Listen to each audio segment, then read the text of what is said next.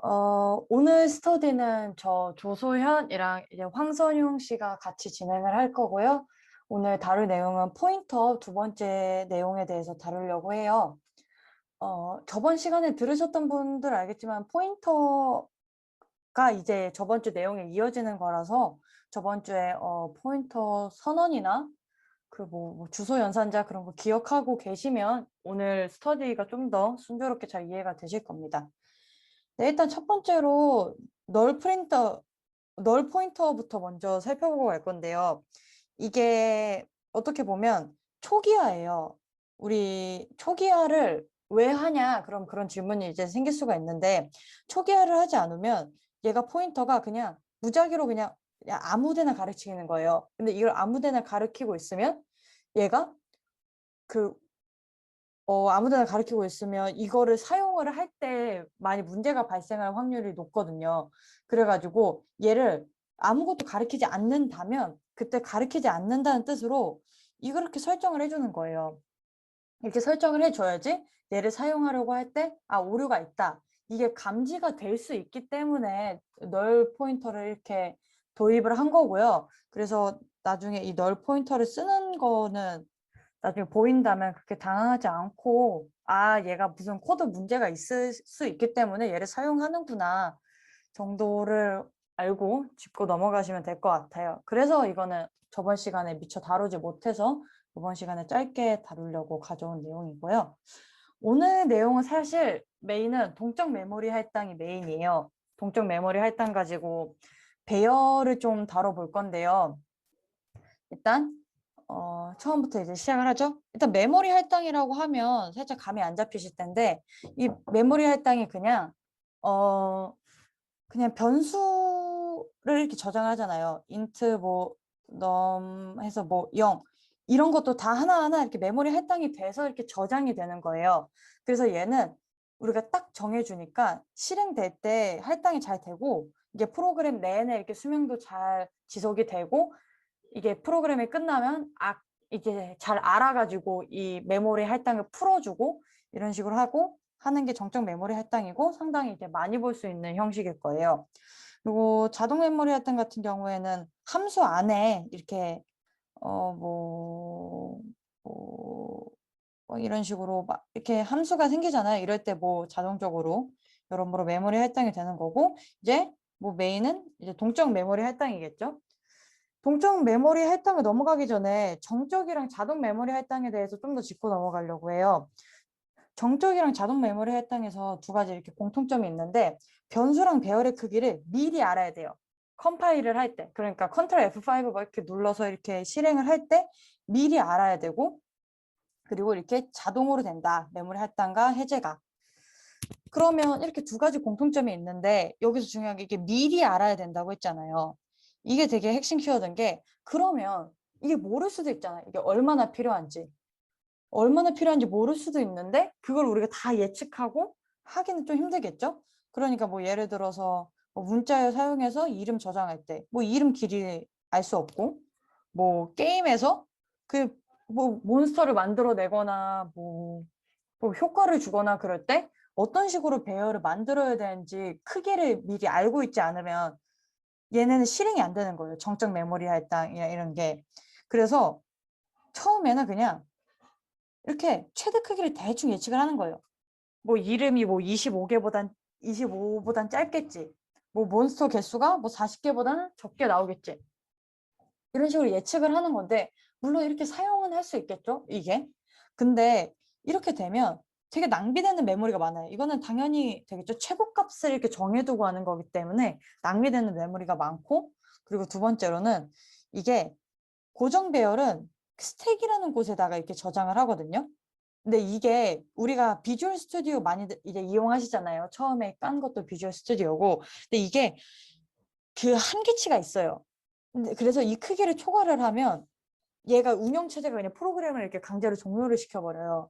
그래서 뭐 단순히 뭐 텍스트만 있는 프로그램만 다룰 때는 크게 뭐 우리 수준에서는 크게 문제를 느끼진 않겠지만 뭐 그래픽을 다루는 프로그램이라던가 이런 거에서 좀 많은 메모리를 다루게 되면 문제가 많이 발생하게 돼요. 그렇게 하고 우리가 아까 한계를 예측한다고 했잖아요. 근데 이게 말 그대로 예측이지 한계가 이거라는 확신이 항상 드는 건 아니란 말이죠. 그래서 이것을 벗어나는 경우에는 무슨 여러 가지 문제들이 실제로 배열처럼 배우실 때 다른 거 막 이렇게 뭐 이런 식으로 크기가 5인 배열을 선언을 해주고 뭐 6번째 요소에 접근을 하려고 하면 뭐 문제가 발생하고 그랬잖아요.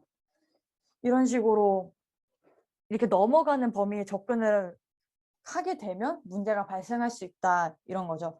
이 세 가지 문제를 다 해결해 주는 게 오늘 이제 같이 말을 해볼 동적 메모리 할당이에요.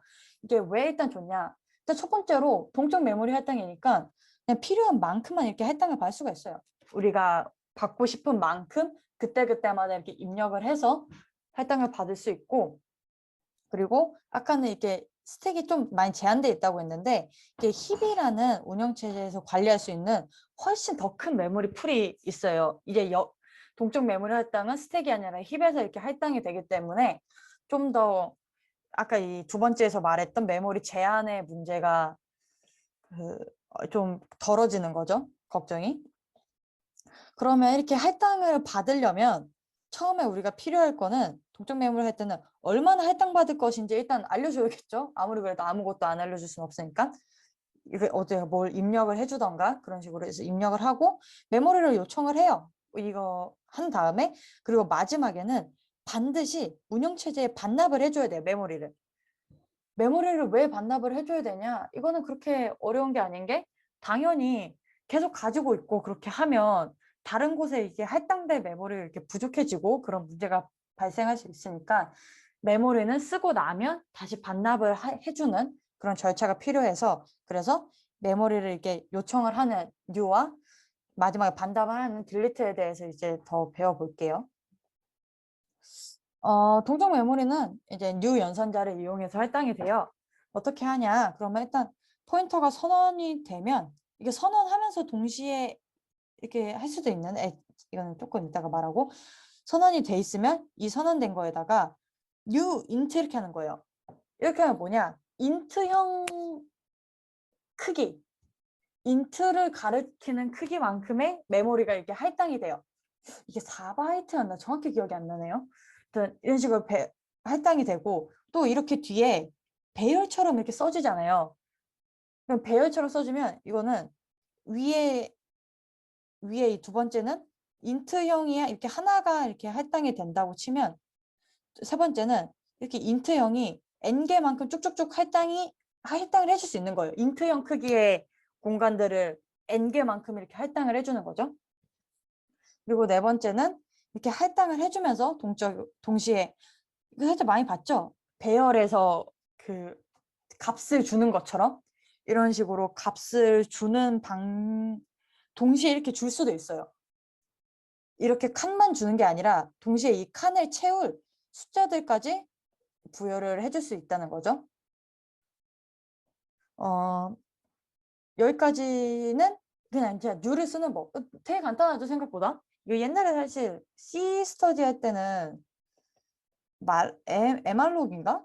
이거 써가지고 더 좀 복잡했거든요. 근데 C++ 와서 확실히 좀 많이 간단해졌어요. 동적 메모리를 할당하는 법이. 그런 다음에 이제 사용하는 법 알았으니까 이제 해제하는 법에 대해서 얘기를 해볼 차례인데 이것도 되게 쉬워요. 그냥 딜리트 쓰고 그냥 포인터 이름 써주면 돼요.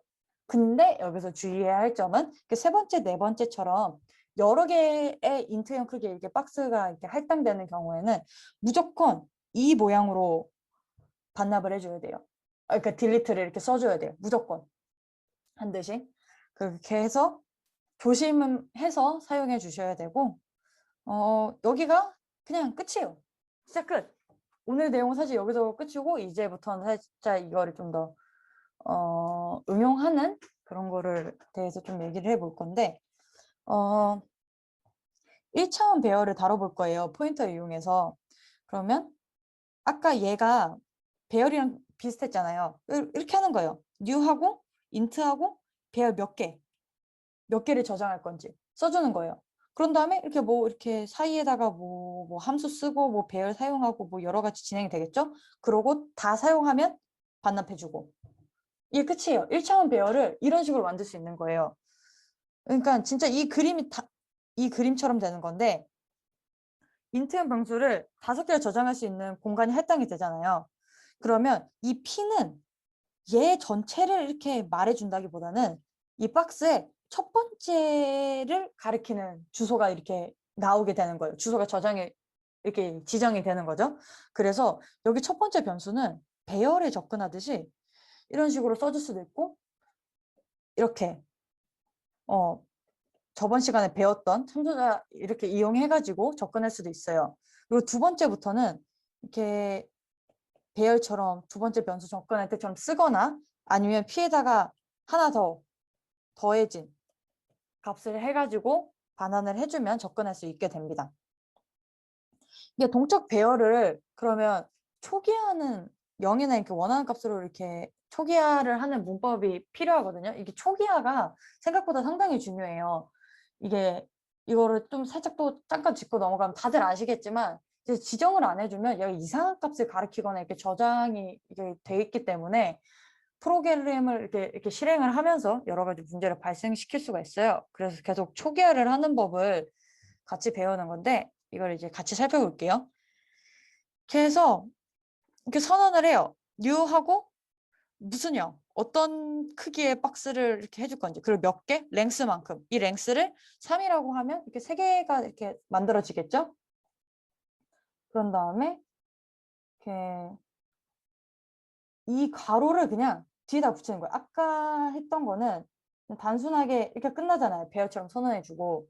근데 여기서는 뒤에 이거만 붙여주면 어떻게 되냐? 다 0이 저장이 됩니다. 이거 한번 실행해 보시면 이 단계에서는 0, 0, 0 이렇게 나올 거예요. 그렇게 한 다음에 얘를 또 다른 식으로 선언을 하는데 어떻게? 배열 선언하듯이 이렇게 해줄 수가 있어요. 이것도 살짝 처음 해봤죠. 그래서 얘 실행하면 뭐 9, 7, 5, 3, 1 이렇게 나오겠죠. 그 다음에 마지막에 반드시 반납해주고 딜리트 써주시고 이렇게 끝내시면 됩니다. 이거 실행하면 지금 말씀드린 것처럼 이렇게 될 거예요. 여기까지는 그렇게 크게 질문 없으시죠? 그러면 넘어갈게요. 이번 초기화에 대해서 좀 얘기를 해볼 건데 우리가 이게 정적으로 이렇게 메모리를 줄 때는 1, 2, 3 이렇게 하면 그냥 얘가 3개구나 이렇게 인식을 해주거든요.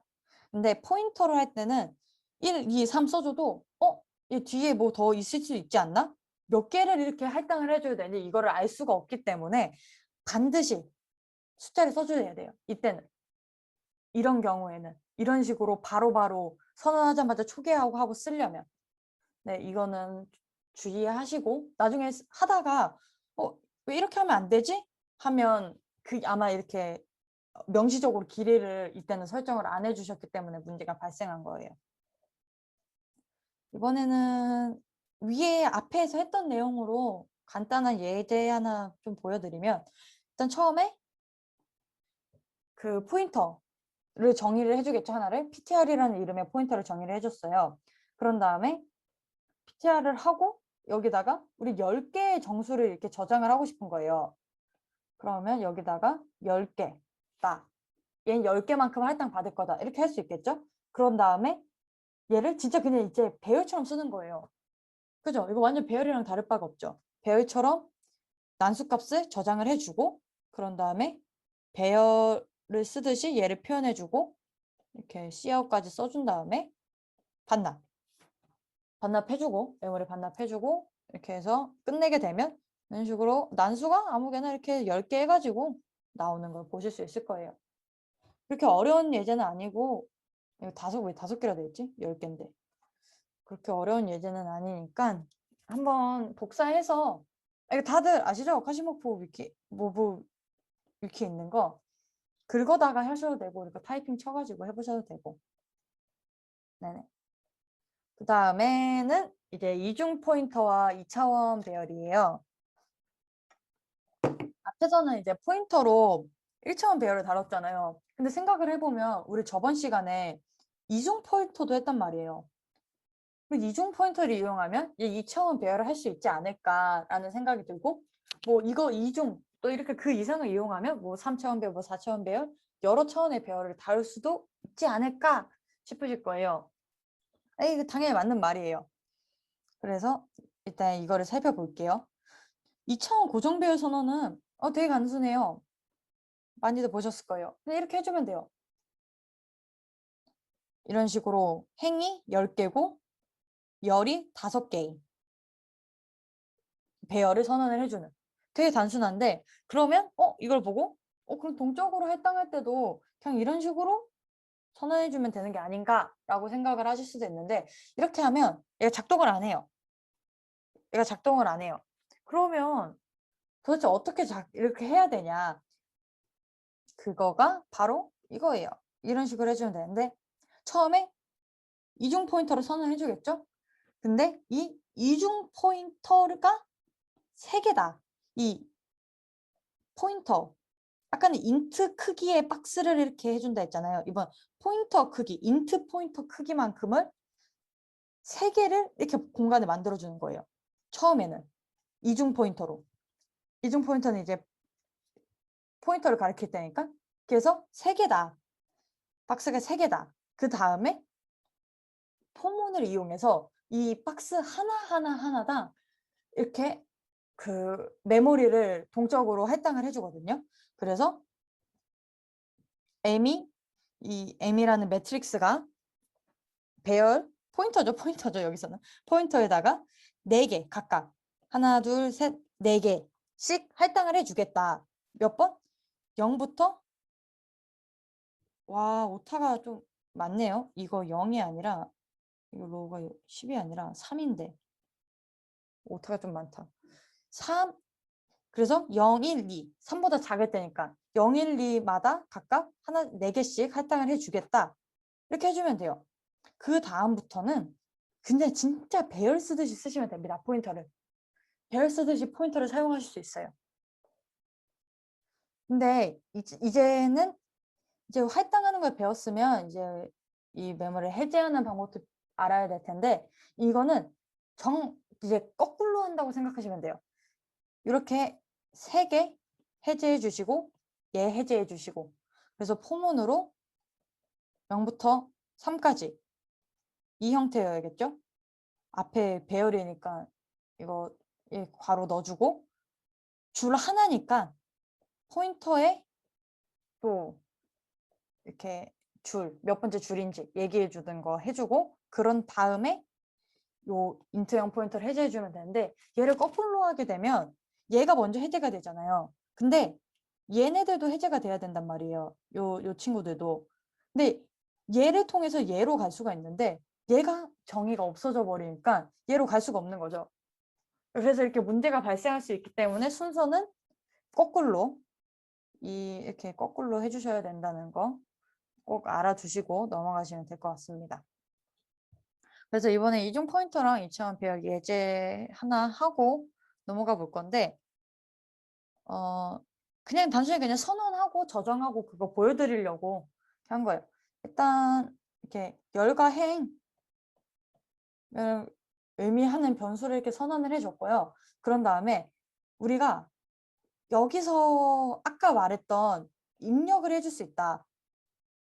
미리 우리가 얘는 3개고 얘는 4개다를 말해주지 않아도 입력을 해줄 수 있다는 걸 보여주는 건데, 동적 배열 할당은, 정적 배열 할당은 얘는 무조건 3개고 얘는 무조건 4개야 이런 식으로 말을 해줘야겠지만, 동적 배열로 넘어오게 되면 얘를 입력을 나중에 이렇게 실행을 하고 받아줄 수가 있는 거예요. 그래서 이 씬을 쓰는 거를 좀 보여드리고 싶어서 이렇게 보여드리는 거고, 그래서 씬을 사용해서 몇 개의 열을 쓸 건지, 몇 개의 행을 쓸 건지 입력을 받았어요. 그런 다음에 아까 말했던 할당하는 법. 이중 포인터에다가 이제 인트 포인터 열만큼을 이렇게 할당을 해주고, 포문 이용해서 몇 개의 행을 할 건지 할당을 해주고, 그런 다음에 여기서부터는 진짜 배열에서도 많이 보셨던 식일 거예요. 배열에서 얘 지금 보면 얘를 불러다가 이런 값을 저장을 이중 포문으로 쭉쭉쭉쭉쭉쭉 저장을 해주고 또 이중 포문 이용해서 cout 이용해서 출력해주고 그런 다음에 마지막에는 그 메모리를 할당했던 순서랑 반대로 포문 이용하고 루프 이용하고 이렇게 해서 해제까지 하는 모습까지. 그러면 얘 열과 행 입력 4랑 5 이렇게 입력해주면 배열에서 봤던 예제들처럼 되게 비슷하게 이렇게 쓸 수 있고 포인터가 진짜 배열이랑 관련이 깊구나. 어찌 보면 배열은 포인터겠구나 라는 생각을 가지시게 된다면 오늘 스터디 내용은 그렇게 어렵지 않고 다 얻어가실 수 있으셨을 거예요. 그래서 아까 처음에 말했던 것처럼 인트 이거 3중 포인터 이용하면 이거 3차원 배열도 선언할 수 있거든요. 그래서 나중에 이거는 한번 해보셔도 포문 이렇게 이용하고 포문 이용하고 이렇게 해서 선언 해제해주고 해보셔도 되게 괜찮은 예제가 될 거라고 생각합니다. 지금부터는 이제 예제 풀이하면 될 것 같은데 홍선영 씨 이거 지금 이어받아서 해주실 수 있나요? 제가 화면 공유 멈추면? 네, 하겠습니다. 아, 네. 이거 화면 공유 좀 끌게요. 아, 질문 있으신가요? 혹시 오늘 내용에 대해서?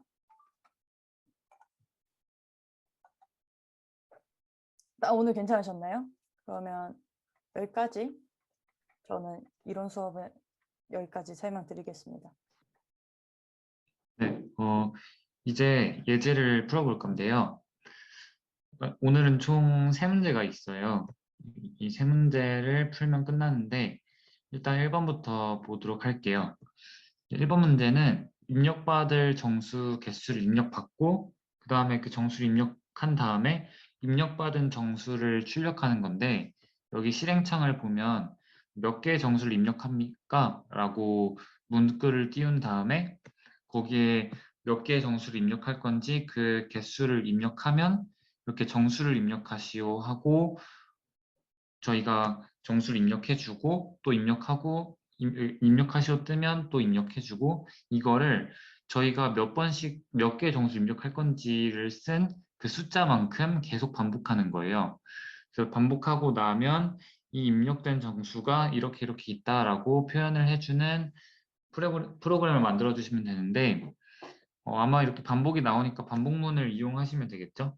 그리고 팁을 보시면 동적 배열은 p는 new int i와 같이 생성한다 라고 되어 있는데 이거 포인터를 선해가지고 이 포인터가 배열처럼 쓰여서 이런 식으로 i라고 해주면 안에 멤버가 i게 있는 그런 배열이 생성이 되겠죠? 뭐 그런 식으로 생성을 해주면 된다라는 의미입니다. 네, 일단 지금 손 드신 분이 몇 명 계셔가지고 일단 답 한번 확인을 해보도록 할게요. 일단 답이 이렇게 되는데 보시면 int i를 선언을 해줍니다. 이 i는 몇 개의 정수를 입력할 건지 그 정수의 개수를 담는 변수라고 생각해 주시면 되고 그 선언을 한 다음에 이제 몇 개의 정수를 입력합니까? 라는 문구를 띄워주고 그 다음에 이 i에다가 저희가 이제 몇 개 정수를 입력할 건지를 입력받습니다. 그 다음에는 이제 이제 포인터 선언을 이용해서 이렇게 동적 배열을 이렇게 생성을 해주는데 아까 팁에서 봤듯이 이 문구를 이용해 주시면 되고요. 그 다음에 포문을 이용해서 이제 정수를 입력하시오. 그 다음에 입력받고 또 정수 입력하시오. 다음에 또 정수를 입력받고 이 실행을 계속 반복해주는 이 작업을 해줄 건데 포문을 이제 j는 0부터 이게 i 그러니까 몇 개 정수 입력할 건지 그 정수 개수만큼보다 작게 그 다음에 이렇게 j++를 해주면 이 포문은 저희가 입력한 정수의 개수만큼 반복이 되고요. 그래서 이거의 결과로 아까처럼 정수를 입력하시오 하고 계속 입력을 받는 실행이 나타나게 됩니다. 네. 그 다음에는 이제 cout을 해가지고 입력된 정수가 뭐뭐뭐뭐 나왔는지를 이제 표시를 해줄 건데 그 다음에 또 포문을 써야겠죠. 왜냐하면 저희가 정수를 여러 개 입력을 받았기 때문에 또 계속 반복해서 출력을 해줘야 돼요. 그래서 보시면 이것도 마찬가지로 입력한 정수의 개수만큼을 반복을 해주고 실행은 cout해서 p의 j. 그러니까 이거는 저희가 아까 선언했던 그 배열의 멤버들을 다 불러오는 건데요. 이렇게 j를 해주면은 j가 0부터 해서 j0이면 첫 번째 멤버, 그러니까 첫 번째로 입력받은 정수고 p1이면 이제 두 번째로 입력받은 정수, 이런 식으로 해서 모든 이 배열의 요소들을 다 불러올 수 있게 됩니다. 그 뒤에 이제 쉼표도 해주면 뭐 11 쉼표, 22 쉼표, 33 쉼표 이런 식으로 나타나겠죠. 네, 이렇게까지 하면 완성이 되고 마지막에 저희가 아까 동적 할당을 해줬기 때문에 여기서 딜리트를 써서 네, 이 P를 메모리 해제를 시켜줘야 됩니다. 이거 꼭 빼먹으시면 안 되고 이렇게 하고 나서 리턴까지 해주면 네, 이 코드를 실행을 한번 해볼게요. 이렇게 해주면 여기다가 5개를 입력한다고 써주고 11, 22, 33, 44, 55 이렇게 해주면 입력된 정수가 이렇게 나타난다라고 네, 실행이 됩니다. 네, 간단하게 풀 수 있는 예제였고요. 혹시 질문 있으시면 채팅으로 꼭 남겨주세요. 그러면은 바로 다음 예제로 넘어가 보도록 할게요. 네, 두 번째 예제는 이제 입력받을 이름의 개수를 입력받고 그 다음에 이름을 입력한 다음에 그 입력받은 이름들을 출력하는 프로그램을 작성을 할 건데요. 여기서 뭐몇 명의 이름을 입력하는지 아까 첫 번째 예제랑 비슷한 거예요. 그래서 2명을 입력한다고 하면 이제 이름 입력 샵1 하고 이름 쓰고 또 그 다음에 이름 쓰고 이렇게 다 입력을 해주면 이제 다음은 이름 목록입니다 하면서 이렇게 이름의 목록을 다 출력을 해주는 그런 프로그램입니다.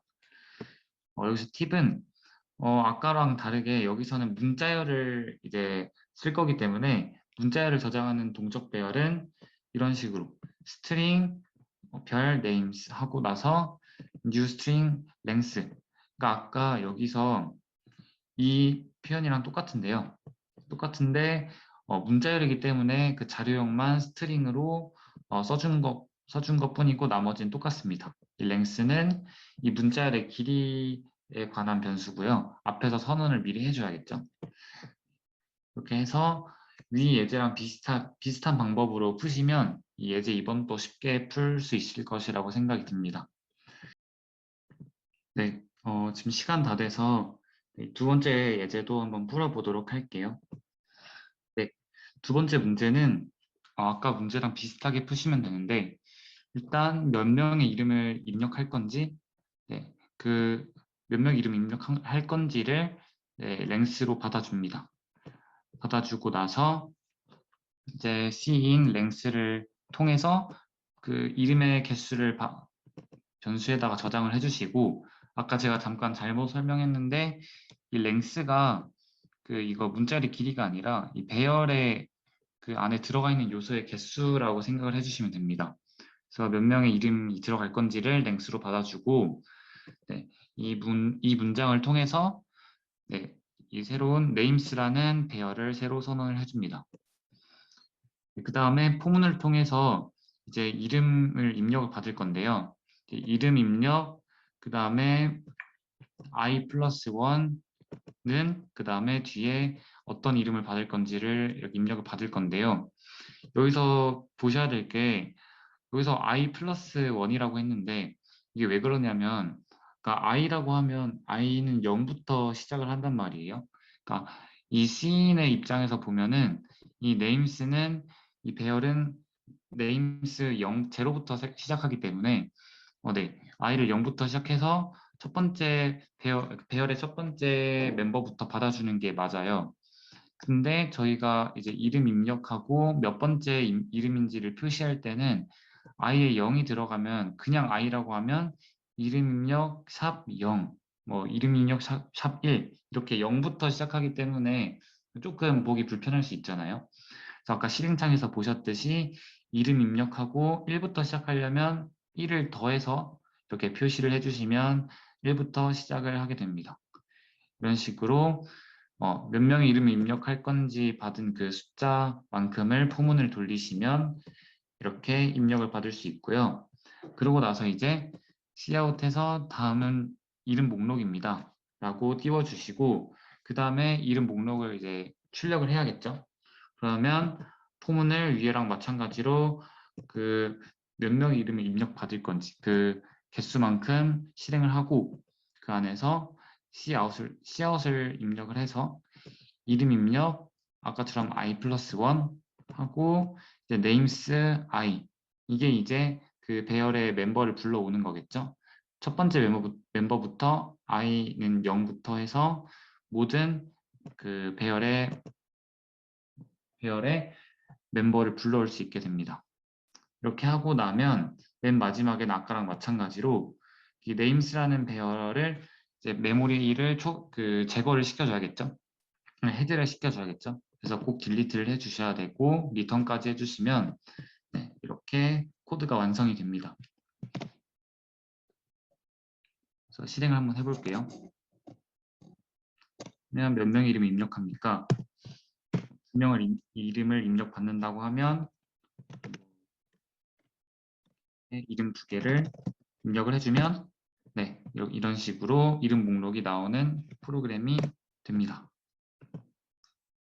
여기까지 질문이 있으시면 또 채팅으로 남겨주시면 되겠습니다.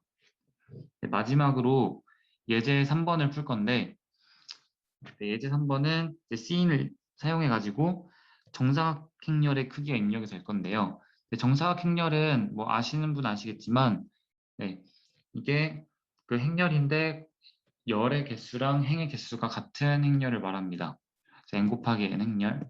이때 입력된 크기의 단위 행렬을 출력할 건데요. 이 입력된 크기가 만약 5라고 했을 때 단위 행렬을 출력한다는 거는 네, 단위 행렬을 출력한다는 거는 이제 단위 행렬은 이렇게 대각선이 모두 1이고 나머지가 0인 행렬을 말하는데 이렇게 저희가 모양으로 볼 때는 이렇게 대각선이라고 하지만 좀 더 조건을 따져보면은 힌트를 드리자면 열이랑 행이 같을 때 그러니까 예를 들어서 여기 111 있는 거는 1행의 1열, 2행의 2열, 3행의 3열 이런 식으로 행의 그 넘버랑 열의 넘버가 같을 때만 1이고 그때가 아닐 때는 모두 0으로 출력이 되는 그런 행렬이거든요. 그래서 이런 행렬을 출력을 하는 프로그램을 작성을 해주시면 됩니다. 뭐 반복문, 뭐 조건문 이런 걸 잘 이용을 해서 네, 프로그램을 짜주시면 되고요. 시간은 이 코드는 제가 네, 시간이 지금 다 돼서 마지막 문제 지금 한번 풀이를 시작해 보도록 할게요.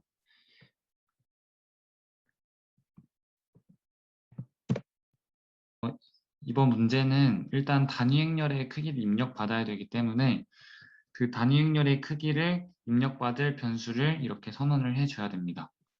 이렇게 선언하고 나서 단위 행렬의 크기를 입력하라고 cout을 이렇게 만들어주고 그 다음에 이렇게 입력을 해주고 나서 이제 저희가 배열을 선언을 해줄 건데 아까 배웠던 이중 배열을 이중 포인터를 사용을 해주셔야 돼요. 그래서 이렇게 보시면 별 2개 써가지고 이렇게 선언한 모습을 볼 수가 있고요. 이렇게 하면 저희가 2차원 배열을 만들 수가 있습니다. 그러니까 저희가 행렬을 이렇게 꺼내야 되기 때문에 사용을 해야 되기 때문에 2차원 배열을 사용을 한 거고요. 그 다음에 포문을 이용해서 저희가 입력한 단위행렬의 크기만큼 실행을 하는데 이렇게 mi는 new int n 이런 식으로 해서 또다시 선언을 해줘야 됩니다. 이게 무슨 말이냐면 위에서 했던 이 작업은 이제 m이라는 매트릭스 그러니까 이 배열을 행에 대해서 이렇게 선언을 해준 거고요. 그 다음에 포 밑에 있는 이 친구는 저희가 이제 열에 대해서 선언을 해준 겁니다. 이렇게 꼭 2번씩 해 주셔야 되는데 위에서 이렇게 이거는 행을 한 번만 쫙 짜주면은 몇 행인지 쫙 나오고 그 다음에 이 포문은 그 각 행에 대해서 각각을 다 다시 동적 할당을 해 주셔야 되기 때문에 이런 식으로 포문으로 이 단위 행렬의 크기 입력받은 것만큼 반복을 해 주셔야 됩니다. 처음에 이해가 안 되실 수도 있는데 이렇게 세로줄을 한번 짜고 가로줄 한번 짜고 이렇게 하는데 세로줄을 한 번만 입력을 해주고 각각의 가로줄에 대해서 다 메모리를 할당을 해줘야 되기 때문에 이거는 포문을 사용했다고 생각을 해주시면 되겠습니다. 네. 이해가 또 안 되시면 또 질문을 해주세요. 그 다음에 또다시 포문이 나오는데요. 이 포문은 이제 저희가 단위 행렬을 만들어야 되기 때문에 이 단위 행렬의 조건을 사용해서 만든 포문입니다. 이중 포문을 사용을 하는데요. 이제 i에 대해서 포문 한 번, j에 대해서 포문 또 안에 들어가서 보시면 만약에 이제 i랑 j가 같으면 그러니까 i에 대해서 이렇게 포문을 돌렸는데 그 안에서 j에 대해서 이 i랑 j가 같아지면 그때 mij는 1이다. 이게 무슨 말이냐? 아까 제가 힌트를 드렸던 것처럼 열의 넘버랑 행의 넘버 이게 행이고 이게 열이겠죠? 그 두 넘버가 같아졌을 때 그러니까 이것은 무슨 말이냐? 이 M이라는 매트릭스의 행과 열이 같은 거. 그러니까 그 대각선 성분이 되겠죠? 그 대각선 성분에 대해서는 거기다가 1을 저장을 한다.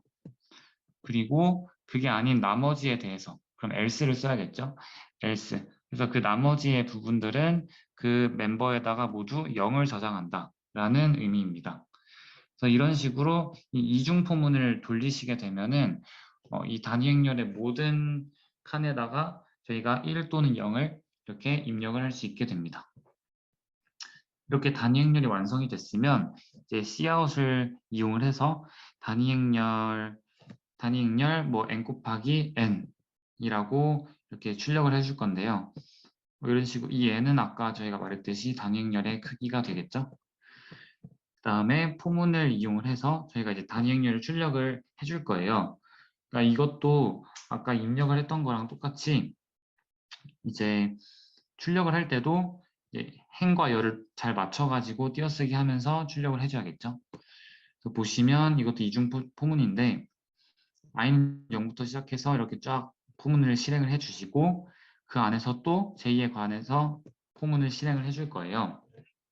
이때 이 안쪽 포문을 보시면 안쪽 포문은 cout을 하는데 이 mij, i는 고정이 돼 있고 왜냐하면 바깥쪽이 있고 이 안쪽에서 j만 바뀌니까요. 그러니까 이 i는 고정돼 있고 j가 바뀌면서 그러니까 행은 똑같고 행은 똑같은데 그 안에 있는 1열, 2열, 3열, 4열, 5열 이런 식으로 그 안에 있는 멤버들을 차례대로 출력을 해줄 거예요. 그러니까 출력을 해주고 그 숫자들 사이에 띄어쓰기가 필요하기 때문에 뒤에 이렇게 띄어쓰기도 포함을 했습니다. 그럼 이 포문을 한번 실행을 하면 한 줄이 출력이 되겠죠. 한 줄을 출력하고 나면 다음 행을 입력을 해야 출력을 해야 되기 때문에 이 포문을 빠져나오고 나면은 end 라인을 한번 써줘가지고 한 줄을 띄워줘야 됩니다. 이렇게 띄워주는 것까지 하면 이 세 줄짜리가 그 바깥쪽 포문의 내용이 되는 거고요. 이런 식으로 저희가 만약에 단행열이 5 곱하기 5면 5번을 이렇게 큰 포문을 실행을 해주고 나면 이 5개짜리가 들어가 있는 한 줄이 5번 출력이 되면서 5 곱하기 5짜리 단위행렬이 출력이 됩니다. 네, 이렇게까지 하면 출력이 완성이 되는데요. 마지막에 출력하고 나서도 딜리트를 빼먹으면 안 되는데 이 딜리트가 조금 복잡한 게 제가 2차원 배열을 사용을 했잖아요. 2차원 배열을 또 딜리트를 해줄 때는 포문을 사용해서 이렇게 딜리트를 해주셔야 됩니다. 그러니까 아까 int 이렇게 한번 해서 동적 할당을 받고 그 다음에 포문을 통해서 또 한 번 받았잖아요. 이거를 저희가 반대의 순서로 해제를 해주는 겁니다. 그러니까 포문을 먼저 해갖고 쫙 다 해제를 시켜주고 마지막에 행에 대해서도 딜리트를 한번 해주면 완전히 딜리트가 네, 이렇게 완료가 되는 거고요. 하고 리턴 제로까지 하고 나면 저희가 한번 실행을 해볼게요. 그래서 5를 입력하면 이런 식으로 단위 행렬 5 곱하기 5는 이런 행렬이다 라고 나오는 거고요. 5 곱하기 5가 아니라 예를 들어서 뭐 7로 한다. 그럼 7에 대해서도 이런 식으로 계속 나오는 프로그램이 되겠죠. 여기까지 모든 문제를 풀어봤고요. 혹시 여기까지 질문이 있으신가요? 네, 질문이 없으시면 오늘 스터디는 여기서 마무리하도록 하겠습니다.